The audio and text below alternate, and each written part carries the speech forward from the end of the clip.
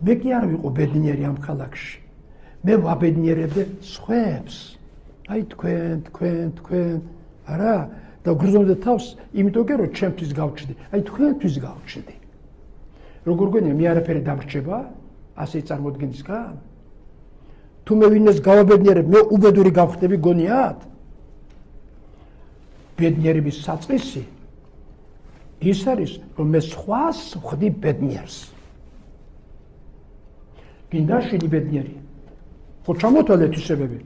რატომ არა თქვით, რომ ჩემმა შვილმა უნდა გააბედნიეროს ცოლიც, შვილებიც, მშობლებიც, მეზობლებიც და ყველა საერთოდ ვისაც კი ხვდება.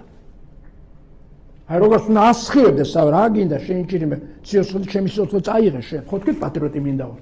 პატრიოტი სიცოცხლის გამჭირვედია. ის კი არა რომ მარტო ტრაბახობს ესეთი მაქვს. თუ დასჭირდება, უნდა თავის დადო კაცო. ეს არის პატრიოტი. სორას დავარქვათ ჩვენ ესე. არა? მას დაიხსენეთ ეს ორი ცნება. ბავშვები გავზარდოთ კეთილშობილი და თუ შეგვიძლია დიდსულოვანიც. დიდსულოვანი მორწმუნე არის, წნარად მორწმუნე არის, მომთმენი არის, ბევრი რამისა, ბევრი გაჭრებისა.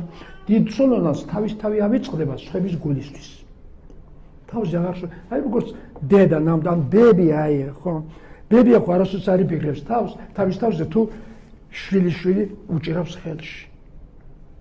ოღონდ არ წაიქცეს არაფერი და როგორ ეფერება და სხვა ამ დროს შეიძლება ფეხზე ძლივს იდგეს თვითონ.